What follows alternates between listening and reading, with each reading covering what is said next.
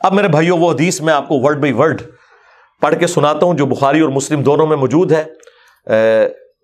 سورہ التوبہ کی آیت نمبر 118 کے کانٹیکسٹ میں کعب بن مالک کی توبہ کا بیان یہ صحیح بخاری میں باقاعدہ امام بخاری نے باب باندھا ہے, اور اس حدیث کا انٹرنیشنل نمبر ہے 4418, اور یہ حدیث مسلم میں بھی ہے 7016. ورڈ بائی ورڈ میں یہ حدیث بیان کروں گا کیونکہ اس کی رکت اسی میں ہے کہ میں اسے لفظ با لفظ بیان کروں, آپ اس تکلیف کا احساس کریں جس سے کعب بن مالک گزرے, اور پھر الٹیمیٹلی ان کی توبہ قبول ہوئی, اور ایسی توبہ قبول ہوئی کہ قیامت تک قرآن میں ان کی توبہ کا ذکر ہے کہ اللہ نے قبول کی, اور اس کی وجہ سے اس سورت کا نام سورہ توبہ ہے, جب وہ غزوہ تبوک سے پیچھے رہ گئے. یہ ان کا بیٹا ہے عبداللہ, وہ اس حدیث کو بیان کرتا ہے. امام بخاری نے چند واسطوں سے ان کے بیٹے سے یہ حدیث لی ہے. وہ عبداللہ اور اس بیٹے کا ذکر امام بخاری نے کیا کہ جب کعب رضی اللہ تعالیٰ عنہ نابینا ہو گئے تو ان کے بیٹوں میں سے عبداللہ ہی تھا جو ان کو راستے میں پکڑ کر چلایا کرتا تھا, مسجد تک لے جاتا تھا. وہ عبداللہ بیان کرتا ہے کہ میں نے اپنے والد کعب بن مالک سے ان کے غزوہ تبوک میں شریک نہ ہو سکنے کا واقعہ سنا, تو انہوں نے بتایا کہ غزوہ تبوک کے سوا اور کسی غزوہ میں ایسا نہیں ہوا تھا کہ میں رسول اللہ کے ساتھ شریک نہ ہوا ہوں. البتہ غزوہ بدر میں بھی میں شریک نہ ہو سکا, لیکن جو لوگ غزوہ بدر میں شریک نہیں ہو سکے ان کے متعلق آپ صلی اللہ علیہ وآلہ وسلم نے کسی قسم کی ناراضگی کا اظہار نہیں فرمایا تھا, کیونکہ وہ آپشنل تھا. وہ اب ذکر بھی آ رہا ہے کیونکہ آپ صلی اللہ علیہ وآلہ وسلم اس موقع پر صرف قریش کے قافلے کی تلاش میں نکلے تھے, لیکن راستے میں اللہ تعالیٰ کے حکم سے کسی پہلی تیاری کے باوجود اللہ تعالیٰ نے ان کو دشمنوں کے ساتھ ٹکروا دیا. وہ معجزانہ طور پہ ہوا تھا کیونکہ وہ بدر کے لیے نکلے, ورنہ تو یہ بھی ساتھ شامل ہوتے. میں لیلہ عقبہ میں رسول اللہ کی خدمت میں حاضر ہوا تھا, یعنی وہ مدینہ کے لیے جو ہجرت کے لیے جن چند ساتھیوں نے انصار مدینہ نے راہ ہموار کی تھی ان میں یہ شامل تھے, جو نبی الاسلام کی زندگی کا ایک ٹرننگ پوائنٹ تھا, ایک آلٹرنیٹو بیس مل گیا. تو کہتے ہیں میں اس رات موجود تھا. یہ وہی رات ہے جس میں ہم نے مکہ میں اسلام کے لیے عہد کیا تھا, اور مجھے تو یہ غزوہ بدر سے بھی زیادہ عزیز ہے. اوئے خائے خائے.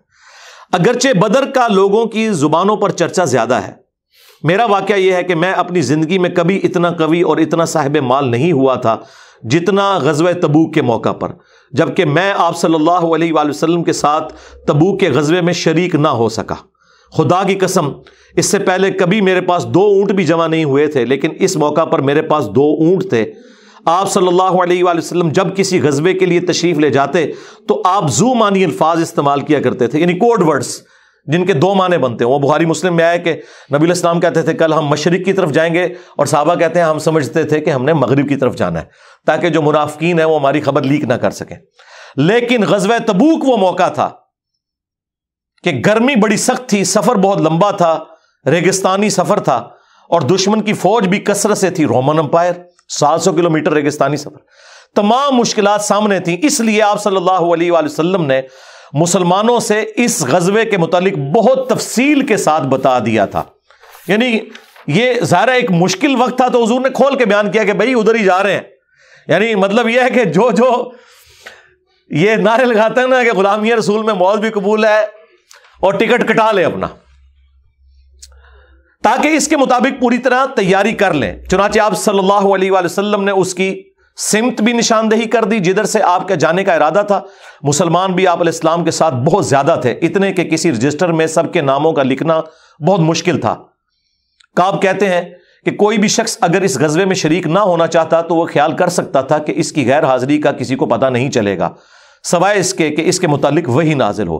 تو حضرت کعب کا کیا عقیدہ تھا کہ نبی علیہ السلام ان کے صحابہ کے پاس علم غیب نہیں تھا جب تک کہ اللہ تعالیٰ وحی کے ذریعے نہ بتا دے. تو باب شاہی کوئی نہیں, ہاں ایسے میں بولا کہ نہ بولا, میرے نبی سا ہے ہی کوئی نہیں, تیرے باب شاہی کوئی نہیں. اور یہ عقیدہ صحابہ کا کہ علم غیب یہ ہے کہ اللہ بتائے. آپ صلی اللہ علیہ وآلہ وسلم جب اس غزوے کے لیے تشریف لے جا رہے تھے تو پھل پکنے کا زمانہ تھا اور سایہ میں بیٹھ کر لوگ آرام کرتے تھے. اچھا دیکھیں اللہ کی آزمائش کہ پھل پک کے تیار ہو جائے تو آپ نے ٹائملی اتارنا ہے, اگر آپ نے نہیں اتارا تو وہ تو آپ کی پورے سال کی اکانومی اس سے وابستہ ہے. اللہ نے عین اس ٹائم پہ آزما لیا کہ ٹھیک ہے اب تم نبی کے ساتھ جاؤ. اب بعد میں بھی بھوک نظر آ رہی ہے. کہتے ہیں لوگ بیٹھ کے نہ چوراہوں پہ یہی باتیں کرتے تھے. آپ صلی اللہ علیہ وآلہ وسلم بھی تیاریوں میں مصروف تھے اور آپ کے ساتھ مسلمان بھی، لیکن میں روزانہ سوچا کرتا تھا کہ کل سے میں بھی تیاری کروں گا. وہی جو آج کہتے ہیں جی کل تو انشاءاللہ داڑھی بھی رکھ لینی ہے، بس میرے بچیوں کے ہاتھ پیلے ہو جائیں تو میں تو مسجد میں ہی بیٹھا رہوں گا. یہ وہی چیز ہے، یہ ہر انسان پہ اسے طول عمل کہتے ہیں، لمبی امیدیں لگانا. میں روزانہ اسے ٹالتا رہا. مجھے اس کا یقین تھا کہ میں تیاری کر لوں گا، مجھے آسانیاں میسر تھی. یوں ہی وقت گزرتا رہا اور آخر لوگوں نے اپنی تیاریاں بھی مکمل کر لی اور آپ صلی اللہ علیہ وآلہ وسلم مسلمانوں کو ساتھ لے کر روانہ بھی ہو گئے. اس وقت تک میں نے کوئی تیاری نہیں کی تھی. اس موقع پر میں نے اپنے دل کو یہی سمجھایا کل یا پرسوں تک تیاری کر لوں گا، پھر لشکر سے تیزی سے جا کر مل جاؤں گا. کوچ کے بعد دوسرے دن بھی میں نے تیاری کے لیے سوچا لیکن کچھ نہ ہو سکی. پھر تیسرے دن سوچا اور اس دن بھی کوئی تیاری نہ ہو سکی. اور یوں وقت گزرتا گیا اور اسلامی لشکر بہت آگے بڑھ گیا. غزوہ میں میرے شرکت کے لیے بات اب دور کی بات ہو گئی اور میں یہی ارادہ کرتا رہا کہ یہاں سے چل کر اب ان تک نہیں پہنچ سکوں گا. تھیندے تھیندے تھی گیا. کاش میں نے ایسا کر لیا ہوتا، لیکن یہ میرے نصیب میں نہیں تھا. اچھا، جرم ہو جانے کے بعد آپ یہ کہہ سکتے ہیں میری تقدیر میں یہ لکھا تھا، پہلے نہیں.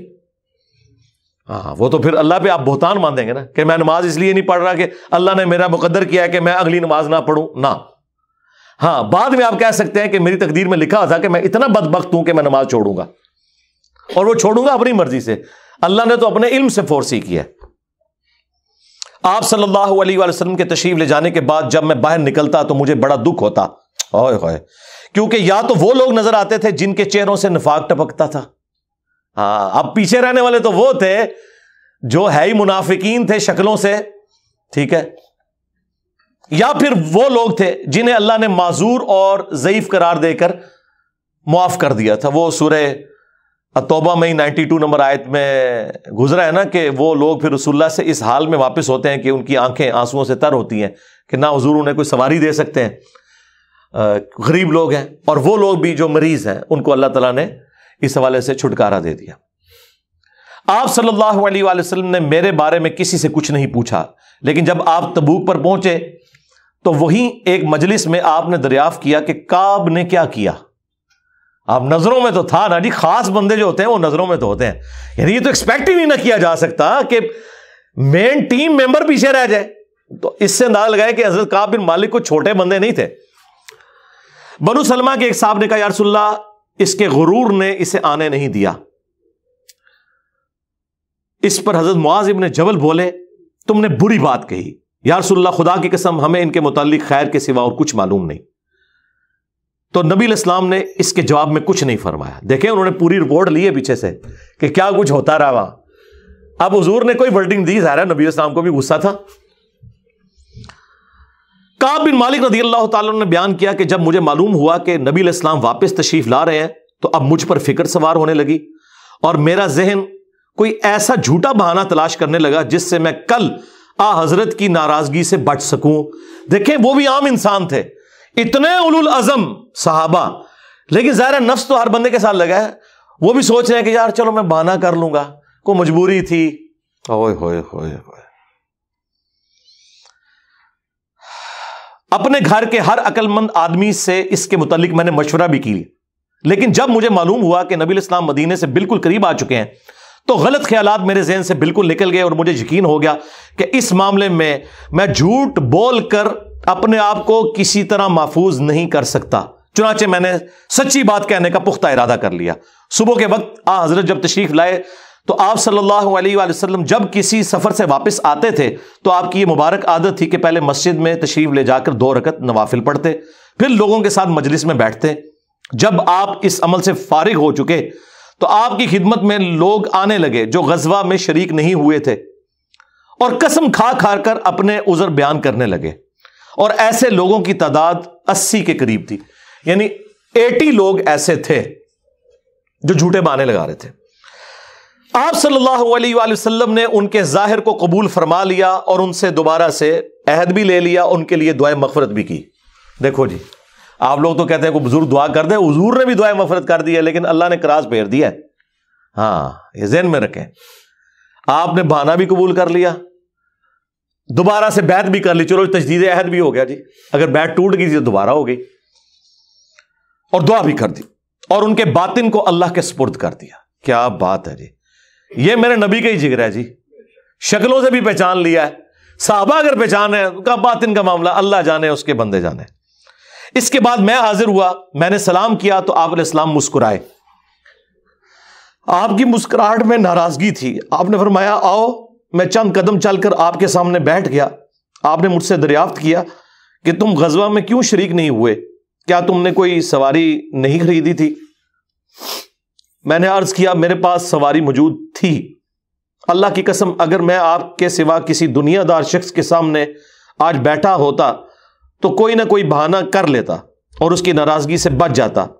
مجھے خوبصورتی کے ساتھ گفتگو کا سلیقہ بھی معلوم ہے، لیکن اللہ کی قسم مجھے یقین ہے کہ اگر آج میں آپ کے سامنے کوئی جھوٹا بہانہ کر بھی دوں اور آپ راضی بھی ہو جائیں تو بہت جلد اللہ تعالیٰ آپ کو مجھ سے ناراض کر دے گا، کیونکہ میں بظاہر تو بہانہ کروں گا لیکن اللہ تو وحی کے ذریعے آپ کو بتا دے گا یہ جھوٹ بول رہا ہے۔ اس کی بجائے اگر میں آپ سے سچی بات کروں تو یقیناً آپ کو میری طرف سے ناراضگی تو ہوگی، لیکن اللہ سے مجھے امید ہے کہ وہ مجھے معاف کر دے گا۔ خدا کی قسم مجھے کوئی عذر نہیں تھا، اللہ کی قسم اس وقت سے پہلے میں کبھی اتنا آسودہ حال نہیں تھا، اور پھر بھی میں آپ کے ساتھ شریک نہ ہو سکا۔ نبی علیہ السلام نے فرمایا کہ اس نے سچی بات بتا دی، اچھا اب جاؤ یہاں تک کہ اللہ تمہارے بارے میں خود ہی کوئی فیصلہ کرے۔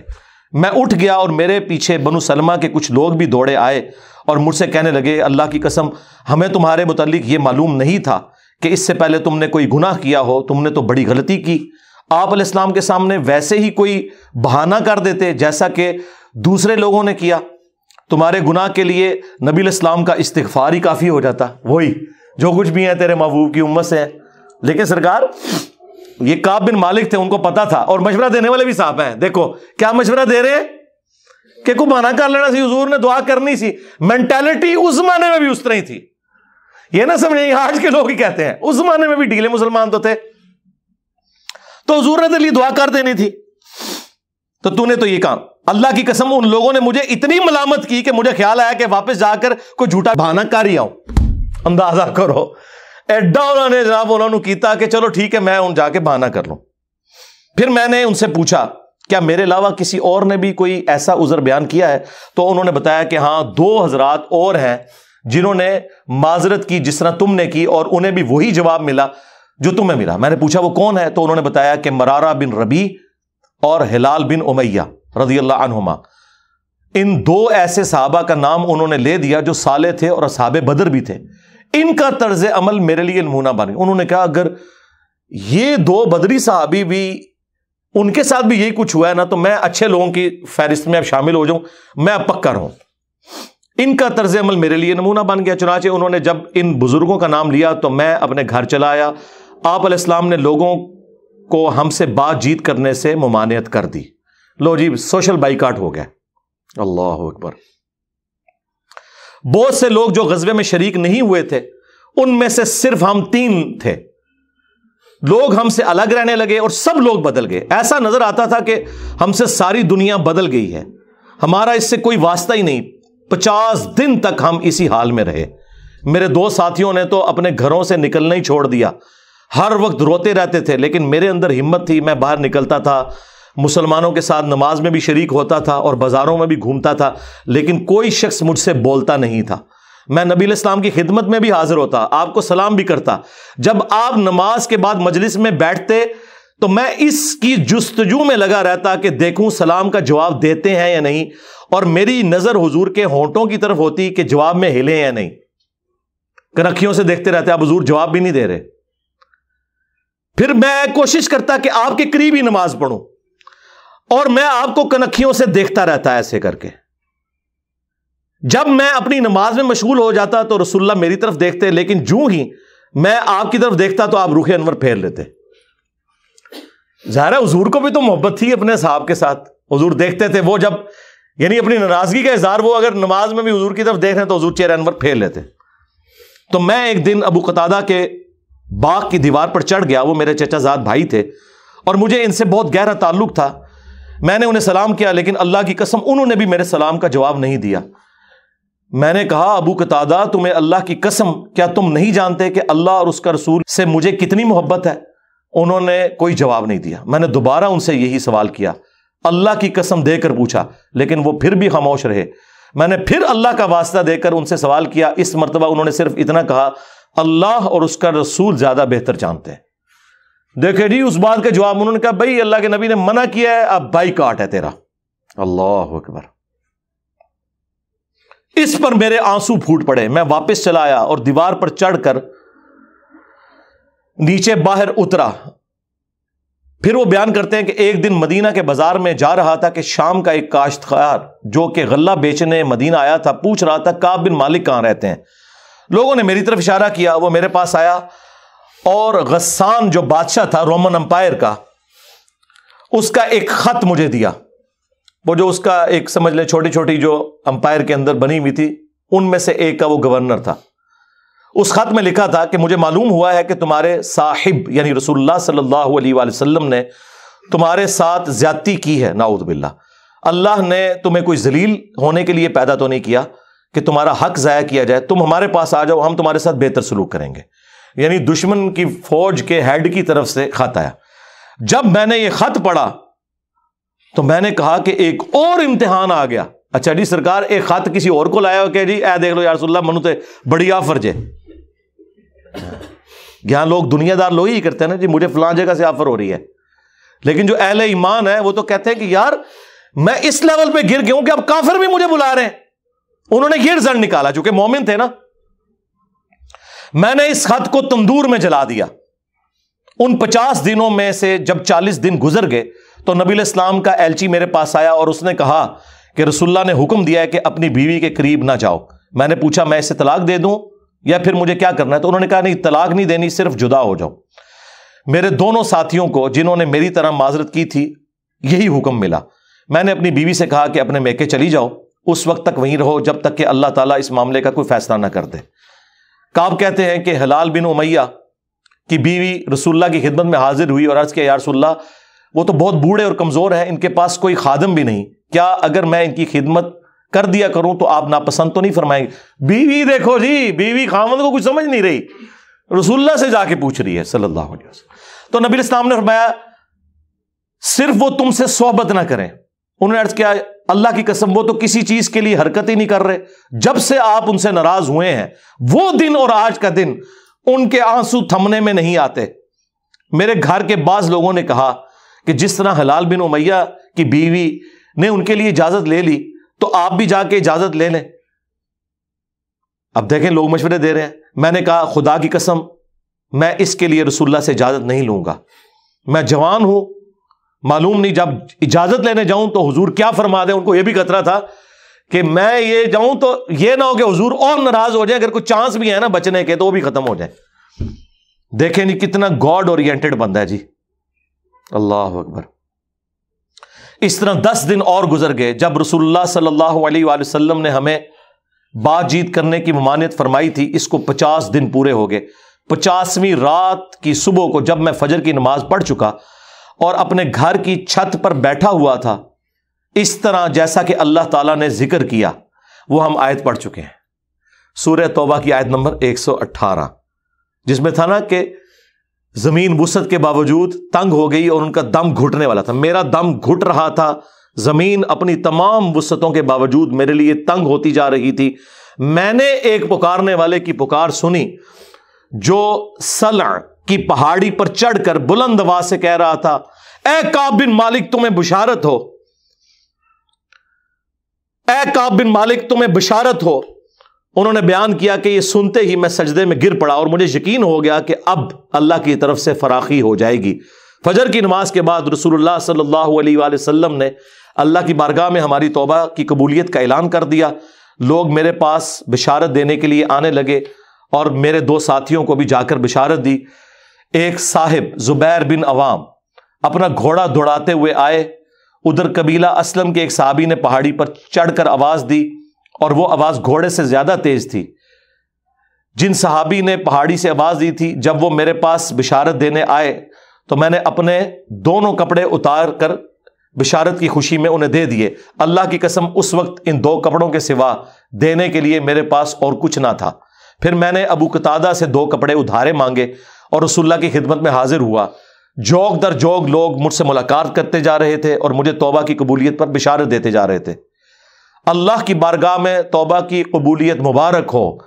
کعب رضی اللہ تعالیٰ عنہ بیان کرتے ہیں کہ آخر میں مسجد میں داخل ہوا تو رسول اللہ صلی اللہ علیہ وآلہ وسلم تشریف رکھتے تھے، چاروں طرف صحابہ کا مجمع تھا۔ طلحہ بن عبید اللہ دوڑ کر میری طرف آئے اور مجھ سے مصافحہ کیا اور مبارکباد دی۔ اللہ کی قسم وہاں موجود مہاجرین میں سے کوئی شخص بھی میرے آنے پر کھڑا نہ ہوا۔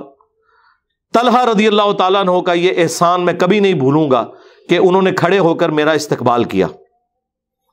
جب میں نے رسول اللہ کو سلام کیا تو آپ علیہ السلام کا چہرہ مبارک خوشی اور مسرت سے دمک اٹھا۔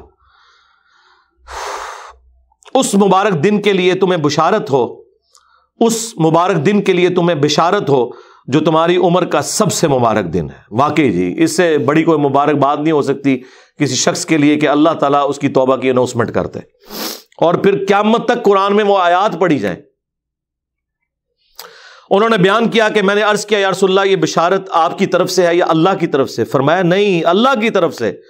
اور نبی علیہ السلام جب کسی بات پر خوش ہوتے تو چہرہ مبارک روشن ہو جاتا تھا، ایسے جیسے چاند کا ٹکڑا ہو۔ آپ کی مسرت ہم چہرہ مبارک سے سمجھ جاتے تھے۔ پھر جب میں آپ کے سامنے بیٹھ گیا تو عرض کیا یا رسول اللہ اپنی توبہ کی قبولیت کی خوشی میں اپنا مال اللہ اور اس کے رسول کی راہ میں صدقہ کر دوں؟ آپ نے فرمایا لیکن کچھ مال اپنے پاس رکھ لو، یہ زیادہ بہتر ہے۔ میں نے عرض کیا کہ پھر میں خیبر کا حصہ اپنے پاس رکھ لیتا ہوں۔ پھر میں نے عرض کیا یا رسول اللہ اللہ نے مجھے سچ بولنے کی وجہ سے نجات دی، اب میں اپنی توبہ کی قبولیت کی خوشی میں آپ سے یہ وعدہ کرتا ہوں کہ جب تک زندہ رہوں گا سچ کے سوا کوئی بات زبان پر نہیں لاؤں گا۔ بس اللہ کی قسم جب سے میں نے رسول اللہ کے سامنے یہ عہد کیا صلی اللہ علیہ وآلہ وسلم، میں کسی ایسے مسلمان کو نہیں جانتا کہ جسے اللہ نے سچ بولنے کی وجہ سے اتنا نوازا ہو جتنی نوازشات مجھ پر کی سچ بولنے کی وجہ سے۔ جب سے میں نے نبی علیہ السلام کے سامنے یہ عہد کیا پھر آج تک میں نے کبھی جھوٹ بولنے کا ارادہ بھی نہیں کیا، اور مجھے امید ہے کہ اللہ تعالیٰ باقی زندگی بھی مجھے اس سے محفوظ رکھے گا۔ اور اللہ نے اپنے رسول پر آیت نازل کی، اور وہی آیت نمبر 118 اور 119 نمبر، یقیناً اللہ تعالیٰ نے نبی، مہاجرین اور انصار کی توبہ قبول کی، اور پھر وَكُونُوا مَعَ الصَّادِقِينَ تک۔ خدا کی قسم اللہ تعالیٰ کی طرف سے اسلام کے لیے ہدایت کے بعد میری نظر میں رسول اللہ کے سامنے سچ بولنے سے بڑھ کر اللہ کا مجھ پر کوئی اور انعام نہیں ہوا کہ میں نے جھوٹ نہیں بولا اور اس طرح اپنے آپ کو ہلاکت سے بچا لیا۔ جیسا کہ جھوٹ بولنے والے ہلاک ہوئے، نزول وحی کے زمانے میں جھوٹ بولنے والوں پر اللہ تعالیٰ نے اتنی شدید وعید فرمائی جتنی شدید وعید کسی اور کے لیے نہیں تھی۔ اور وہ سورہ التوبہ کی آیت نمبر 96 کا انہوں نے پھر یہاں پہ حوالہ دیا کہ عنقریب جب تم اے نبی واپس جاؤ گے تو یہ جھوٹے بہانے کریں گے، اور اگر تم ان سے راضی بھی ہو جاؤ اللہ تعالیٰ ان سے راضی نہیں ہوگا۔ کعب کہتے ہیں کہ چنانچہ ہم 3 ان لوگوں کے معاملے سے جدا رہے جنہوں نے رسول اللہ کے سامنے جھوٹی قسمیں کھائی تھیں اور آپ نے ان کی بات مان بھی لی تھی اور ان سے بیعت بھی لے لی اور ان کے لیے دعائے مغفرت بھی کی۔ ہمارا معاملہ رسول اللہ نے چھوڑ دیا اور اللہ نے خود اس کا فیصلہ کیا، اور پھر اللہ تعالیٰ نے یہ آیت نازل کی جو ہم نے یہ پڑھی سورہ التوبہ کی آیت نمبر 118، وَعَلَى الثَّلَاثَةِ الَّذِينَ خُلِّفُوا حَتَّى إِذَا ضَاقَتْ عَلَيْهِمُ الْأَرْضُ بِمَا رَحُبَتْ وَضَاقَتْ عَلَيْهِمْ أَنفُسُهُمْ وَظَنُّوا أَن لَّا مَلْجَأَ مِنَ اللَّهِ إِلَّا إِلَيْهِ ثُمَّ تَابَ عَلَيْهِمْ لِيَتُوبُوا إِنَّ اللَّهَ هُوَ التَّوَّابُ الرَّحِيمُ۔